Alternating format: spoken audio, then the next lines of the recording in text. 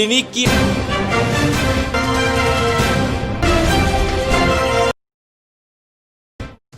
Clinic की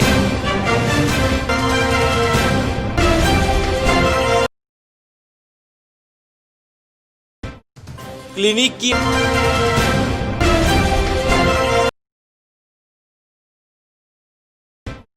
clinic की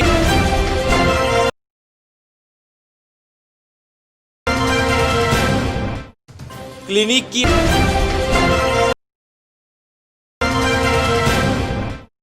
clinic की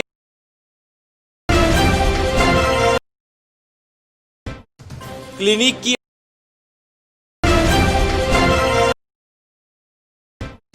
क्लिनिक की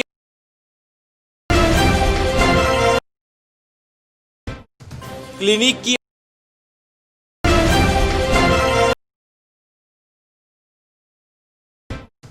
क्लिनिक की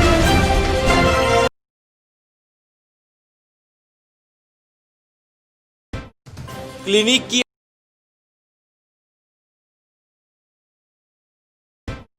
क्लिनिक की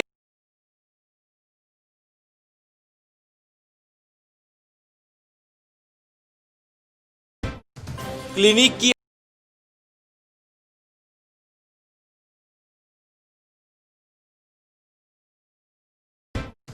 क्लिनिक की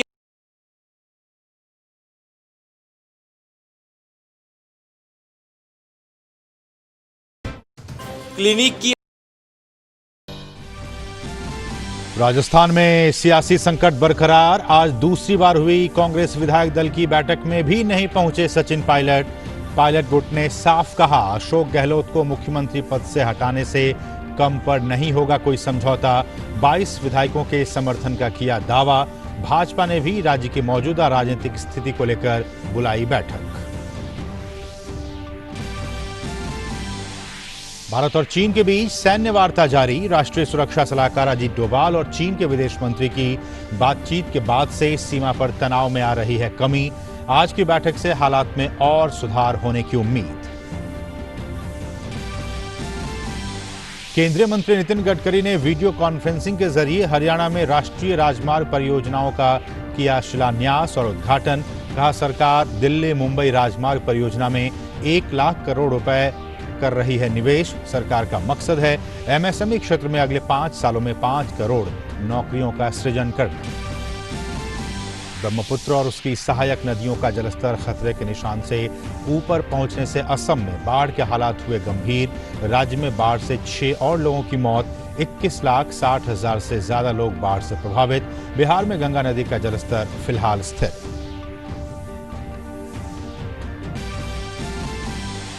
देश भर में कोरोना का रिकवरी रेट 63% पर बरकरार। 19 राज्यों में रिकवरी रेट राष्ट्रीय औसत से ज्यादा। देश में पिछले 24 घंटों में कुल 2,86,000 नमूनों की हुई जांच। कोरोना संक्रमण को रोकने के लिए कलबुर्गी में लॉकडाउन लागू। बेंगलुरु में आज रात से 1 सप्ताह का लॉकडाउन होगा लागू।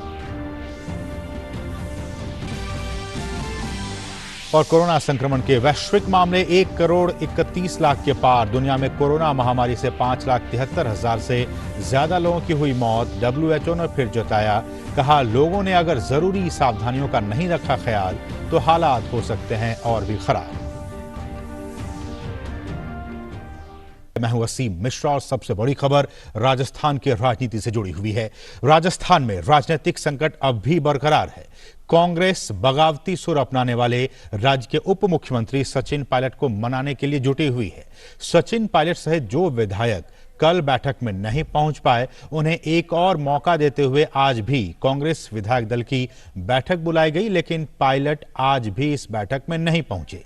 खबरों के मुताबिक कार्रवाई प्रस्ताव को बैठक में पारित कर दिया गया है और इस बैठक में गैर हाजिर रहने वाले उप मुख्यमंत्री सचिन पायलट और विधायकों के खिलाफ पार्टी कार्रवाई करेगी। इससे पहले कल हुई बैठक में कांग्रेस विधायक दल ने अशोक गहलोत सरकार से के समर्थन में प्रस्ताव पारित किया था।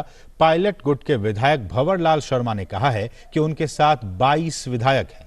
उनका कहना है कि अशोक गहलोत को हटाने से कम पर कोई समझौता नहीं होगा। साथ ही अगर उनकी बात नहीं मानी जाती है तो वो फ्लोर टेस्ट के वक्त ही जयपुर जाएंगे। पायलट गुट के नेताओं ने कहा है कि उनकी बात किसी शीर्ष नेता से नहीं हुई है। और आज की दूसरी अहम खबर, भारत और चीन के आज लेफ्टिनेंट जनरल स्तर की बैठक हो रही है। दोनों देशों के बीच ये बैठक पूर्वी लद्दाख में वास्तविक नियंत्रण रेखा के भारतीय हिस्से में चुशुल में आयोजित की जा रही है।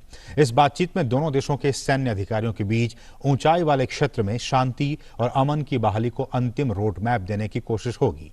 बीते दिनों चीन की People's Liberation Army Gogra, Hot Springs और गलवान घाटी से अपने सैनिकों को वापस बुला चुकी है। इसके अलावा पिछले एक सप्ताह में पैंगोंग त्सो क्षेत्र में फिंगर 4 में सैनिकों की उपस्थिति के काफी कम होने की खबर है। आज इस वार्ता में दोनों सेनाओं के बीच पैंगोंग और फिंगर इलाकों में सेनाओं को कम करने की दिशा में भी बातचीत होने की उम्मीद है।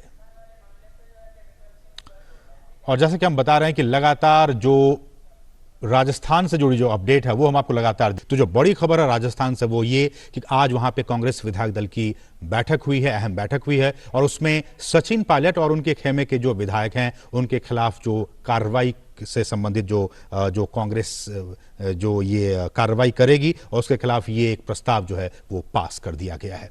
बढ़ेंगे आगे और दूसरी महत्वपूर्ण खबर है अमेरिका और चीन के संबंधों को लेकर। अमेरिका ने दक्षिण चीन सागर पर बीजिंग के दावे को गैर कानूनी करार दिया है।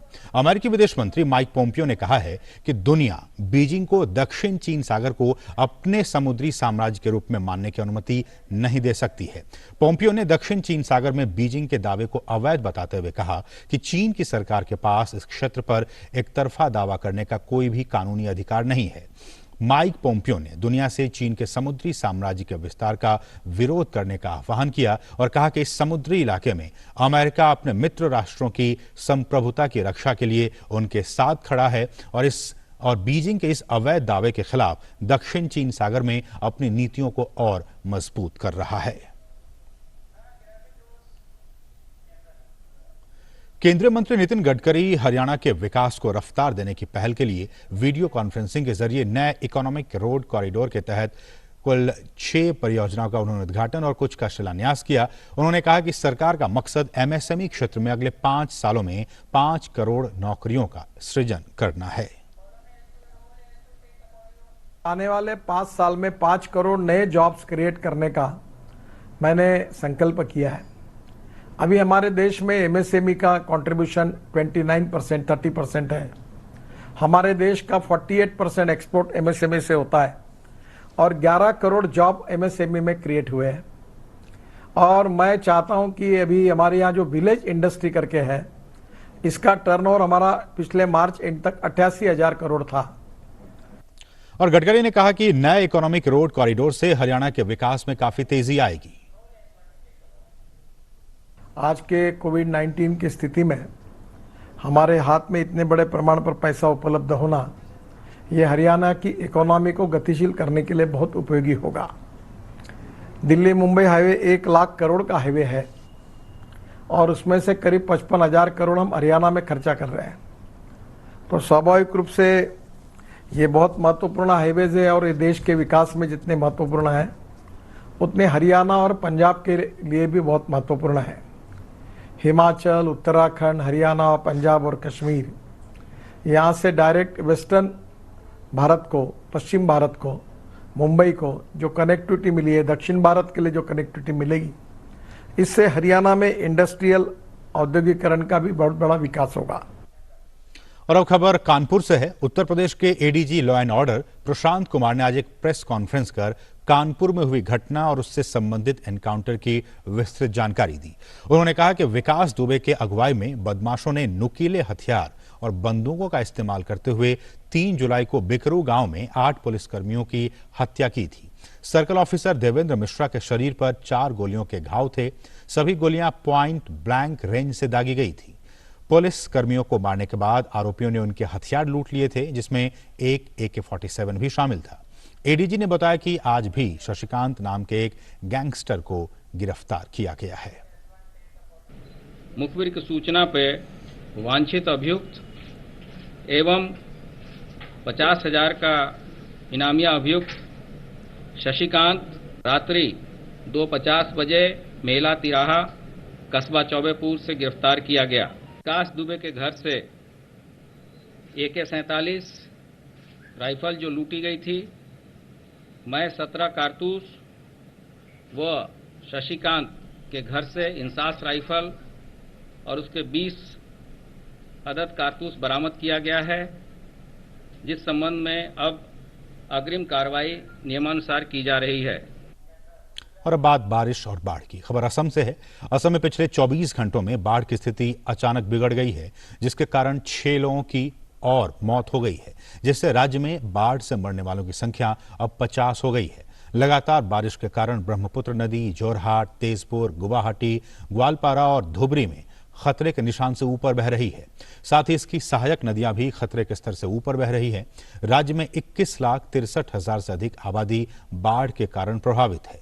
राज्य के 33 जिलों में से 27 जिले बाढ़ग्रस्त हैं और 2,700 से अधिक गांव में पानी भर गया है। ऐसे हालात में 480 राहत शिविरों में 60,000 से अधिक लोगों ने शरण ले रखी है। राज्य में राहत और बचाव अभियान काफी तेजी से जारी है और पिछले 24 घंटों में एनडीआरएफ और एसडीआरएफ द्वारा 19,500 से अधिक लोगों को सुरक्षित जगहों पर पहुंचाया गया है। और वहीं बिहार में भी अधिकतर इलाकों में हो रही लगातार बारिश से कई नए स्थानों में बाढ़ का पानी फैल गया है। दरभंगा में 2 गांवों में बाढ़ का पानी फैल गया है। नदी की तलहटी में बसे गांव पूरी तरह से बाढ़ के पानी से घिर गए हैं और इनका सड़क के साथ संपर्क वो भी टूट गया है। उधर पश्चिमी चंपारण के बगहा इलाके में भारी बारिश के कारण भारत नेपाल सीमा के तराई क्षेत्र चकदहवा में बाढ़ का पानी घुस गया है। एसएसबी ने कई परिवार के लोगों को नाव के सहारे बांध पर सुरक्षित पहुंचाया है।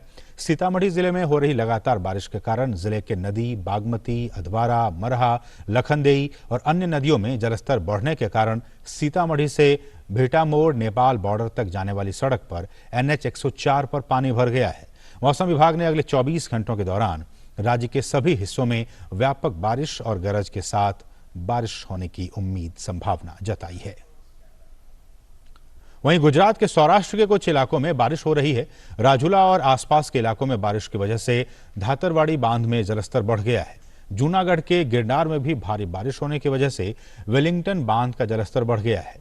मौसम विभाग ने राज्य में 16 और 17 जुलाई को दक्षिणी गुजरात, सौराष्ट्र और कच्छ में भारी से बहुत भारी बारिश होने की संभावना जताई है और मछुआरों को आने वाले 2 दिनों तक समुद्र में नहीं जाने के लिए कहा गया है।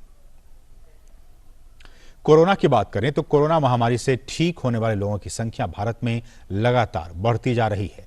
देश में लोगों के कोरोना से ठीक होने की रिकवरी रेट 63% हो गई है। केंद्रीय स्वास्थ्य मंत्रालय की ओर से जारी ताजा आंकड़ों के मुताबिक 5,71,459 लोग इस संक्रमण से अब तक ठीक हो चुके हैं। फिलहाल देश में 3,11,565 कोरोना के एक्टिव केसेस हैं, जबकि 23,727 लोगों की इससे मौत हुई है। देश में पिछले 24 घंटों में कुल 2,86,000 नमूनों की जांच हुई है। कोविड-19 संक्रमण के मामलों में बढ़ोतरी के मद्देनजर कर्नाटक सरकार आज रात 8 बजे से बेंगलुरु के शहरी और ग्रामीण क्षेत्रों में पूर्ण लॉकडाउन लागू कर रही है। ये लॉकडाउन 22 जुलाई की सुबह 5 बजे तक लागू रहेगा। लॉकडाउन को लेकर कर्नाटक सरकार ने नए दिशा निर्देश भी जारी किए हैं। लॉकडाउन के दौरान राज्य और केंद्र सरकार, स्वायत्त निकायों, निगमों आदि के सभी कार्यालय बंद रहेंगे। बेंगलुरु में गतिविधियों पर पूर्ण प्रतिबंध रहेगा। इस दौरान किसी भी नई उड़ान या ट्रेन से यात्रा की अनुमति नहीं होगी। टैक्सी, ऑटो रिक्शा और कैब सेवाओं को आपात स्थिति और दिशा निर्देशों के अनुसार ही अनुमति मिलेगी। होटल्स और रेस्टोरेंट से केवल खाना पैक कराने और होम डिलीवरी को संचालित करने की अनुमति होगी। साथ ही सभी धार्मिक स्थलों को भी बंद रखा गया है। वहीं परीक्षा दे रहे छात्र अपना प्रवेश पत्र का उपयोग करके यात्रा कर सकते हैं। उधर कलबुर्गी में भी कोरोना संक्रमण के मामलों पर रोक लगाने के लिए आज से 20 जुलाई तक के लिए लॉकडाउन लागू कर दिया गया है। इस दौरान दुकानों को बंद रखा गया है, साथ ही सड़कें भी सुनसान दिखी हैं। और गंगा घाटों पर गूंजा कोरोना की सिर्फ एक दवा, 2 गज की दूरी, मास्क पहनना और साफ सफाई। गंगा संयोजक काशी की तरफ से चलाए गए इस कार्यक्रम में काफी संख्या में नाविक और पुरोहित जमा हुए। गंगा संयोजक दल ने नाविकों के बीच वैश्विक महामारी से लड़ने और गंगा स्वच्छता का पाठ पढ़ाया, साथ ही उनके बीच मास्क का भी वितरण किया। करने वाले नाविकों और पुरोहितों को बताया गया कि इस महामारी की सिर्फ एक ही दवा है, 2 गज की दूरी, मास्क पहनना और साफ सफाई। कोविड-19 के फैलाव को रोकने के लिए नाविकों, पुरोहितों और पूजन सामग्री बेच रहे दुकानदारों के बीच मास्क वितरण किया गया। साथ ही गंगा और घाटों की सफाई के लिए लोगों से अपील कर जागरूकता अभियान भी चलाया गया। इस कोरोना नामक जो कि महामारी है, कोविड-19 भी कहते हैं, इसको दूर करने की एकमात्र दवा, सिर्फ एकमात्र दवा है 2 गज की दूरी, चेहरे पर मास्क और साफ सफाई बनाए रखना। कृष्णमाधारयामि सकल कलश भंगे। श्री गंगाष्टकम का पाठ कर गंगा से कोरोना के जड़ मूल से विनाश के लिए गुहार लगाई गई। संयोजक राजेश शुक्ला ने कहा कि गंगा और घाटों पर साफ सफाई रखने से हमें कोरोना जैसी कई बीमारियों से छुटकारा मिल सकता है। गंगा रूपी भारत की वैभवशाली संपदा का संरक्षण करना अनिवार्य ही नहीं बल्कि अपरिहार्य है। उन्होंने कहा कि राष्ट्र की उन्नति के लिए हमें कोरोना से बचकर अपने परिवार की सुरक्षा भी करनी है। सबसे यह निवेदन किया जाता है कि हमको अपनी सुरक्षा रखनी है, हमको अपने परिवार का ख्याल रखना है। इसलिए यह मास्क का लगाना कितना भी जरूरी है, यह हमें जानकारी होनी चाहिए, क्योंकि राष्ट्र की बात है, राष्ट्र को हमें निरंतर आगे बढ़ाना है। नमामि गंगे की टीम काफी समय से काशी के घाटों पर जागरूकता अभियान चला रही है। दल ने इस मुहिम में अब कोरोना को भी शामिल कर लिया है। दल का मानना है कि गंगा के घाटों से रोजी रोटी चला रहे नाविकों और पुरोहितों को जागरूक करना जरूरी है। यही नाविक और पुरोहित रोजाना यहाँ पहुँचने वाले श्रद्धालुओं को जागरूक करेंगे, तभी ये मिशन सफल होगा। और विश्व स्वास्थ्य संगठन के प्रमुख डॉक्टर टेड्रोस गिब्रासिस ने भी कहा है कि अगर कुछ देशों की सरकारों ने ठोस कदम नहीं उठाए तो कोरोना वायरस की स्थिति और भी बिगड़ सकती है।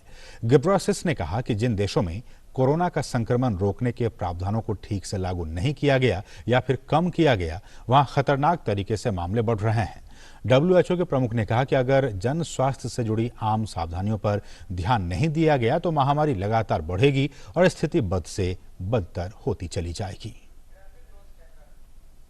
दुनिया के कई हिस्सों में दिखने वाला धूमकेतु नियोवाइस आज से भारत में भी दिखाई देगा। धूमकेतु C2020F3, जिसे नियोवाइस के नाम से भी जाना जाता है, भारत में 20 दिनों तक दिखाई देगा। आसमान में उत्तर पश्चिम दिशा की ओर यह धूमकेतु अगले 20 दिनों तक सूर्यास्त के बाद 20 मिनट के लिए दिखाई देगा। शाम के समय यह धूमकेतु आसमान में और ऊपर की ओर चढ़ेगा और लंबे समय तक दिखाई देगा। दूरबीन की मदद से इसे आसानी से देखा जा सकता है। दरअसल बेल्जियम में आज सुबह धूमकेतु नियोवाइस को देखा गया। धूमकेतु के टाइम लैप्स वीडियो में उसे गैस और धूल के मलबे के पीछे छोड़ते हुए आसमान से गुजरते हुए देखा जा सकता है। खबर पश्चिम बंगाल से है, जहां भाजपा विधायक की मौत के मामले में सीबीआई जांच की मांग को लेकर भाजपा का एक प्रतिनिधिमंडल आज राष्ट्रपति से मिला। इस प्रतिनिधिमंडल की अगुवाई कर रहे भाजपा के राष्ट्रीय महासचिव कैलाश विजयवर्गीय ने कहा कि उन्होंने राष्ट्रपति से इस मामले की सीबीआई जांच की मांग की, क्योंकि ममता सरकार की किसी भी एजेंसी पर उन्हें विश्वास नहीं है। साथ ही विजयवर्गीय ने कहा कि उन्होंने ममता सरकार को बर्खास्त करने की भी मांग की है। विधायक को रात को 2 बजे घर से बुलाकर टांग दिया, फांसी पे लटका दिया। ये पहली घटना नहीं, इसके पहले पुरुलिया में भी हमारे कार्यकर्ताओं के साथ इसी प्रकार की घटना हुई थी। कुल मिलाकर बंगाल में भारतीय जनता पार्टी का काम करना एक बहुत ही मुश्किल हो गया है। और एक जब जनप्रतिनिधि सुरक्षित नहीं है तो क्या ऐसी सरकार को बने रहना चाहिए। हमने महामहिम राष्ट्रपति जी से मांग की है कि हमें वहाँ की किसी भी एजेंसी से कोई विश्वास नहीं है। इस प्रकरण की सीबीआई जांच करना चाहिए और साथ ही ऐसी सरकार को अब बने रहने का कोई अधिकार नहीं है जहाँ पर जनप्रतिनिधि भी सुरक्षित नहीं रह सके, और इसलिए यह सरकार तत्काल इस भंग करना चाहिए। इस संबंध में आपको गवर्नर से रिपोर्ट मंगाना चाहिए। ये 2 मांगे हमने महामहिम राष्ट्रपति जी से की है। तो इस बुलेटिन में फिलहाल इतना ही। हमें दीजिए अनुमति। नमस्कार। ओ काका, हुआ है शहर, ले आए खाद बीज? भाई लेके तो आया हूँ, पर क्या कहूँ, महंगाई इतनी हो गई है कि समझ में नहीं आता है कि खेती करे कैसे। फसल भी अच्छी नहीं होती है, ये दवाइयाँ नहीं डालूँ तो कर्जा करके लाओ, कैसे भी लाओ, लाना तो पड़ेगा ही। और ये दवाई की दुकान का कर्जा तो खत्म होने का नाम नहीं लेता। लाना तो मुझे भी है, पर सब कुछ इतना महंगा है, कहाँ से लाऊं, किससे खरीदूं, किसके पास सही दामों में मिलेगा और क्वालिटी उत्पाद भी मिलेगा या नहीं। अपनी फसलों की सही दवाओं के लिए दूर दूर तक शहरों में जाना और दवाओं को लाना पड़ता है। फसलों के लिए दवाएं सही है या नहीं, ये जानकारी भी नहीं होती। फसलों की कटाई पर सही दाम मिलेंगे या नहीं, इन तमाम मुश्किलों से दूर होने के लिए आइए खेती-बाड़ी केंद्र। खेती-बाड़ी केंद्र एक ऑनलाइन सेवा केंद्र है जिससे आप अपने मोबाइल के द्वारा जुड़ सकते हैं, जहां आपको अपनी खेती के लिए सही प्रकार की दवाएं मिलेगी, वो भी होलसेल मूल्य पर। वो सभी दवाएं सीधा निर्माता से लेकर आप तक पहुंचाते हैं, यानी कि बीच में होने वाले सारे खर्च की बचत आपकी जेब में। साथ ही साथ दवाओं को लाने और ले जाने की झंझट से भी छुटकारा। अपनी मुश्किलों को दूर करने के लिए आप खेती-बाड़ी केंद्र पर एक मिस कॉल करें। खेती-बाड़ी केंद्र का किसान मित्र आपसे तुरंत संपर्क करेगा और आपको सभी जरूरी जानकारी देगा। खेती-बाड़ी केंद्र की फ्रेंचाइजी लेकर खेती-बाड़ी मित्र बनिए और किसानों की सेवा कर देश की तरक्की में भागीदार बने।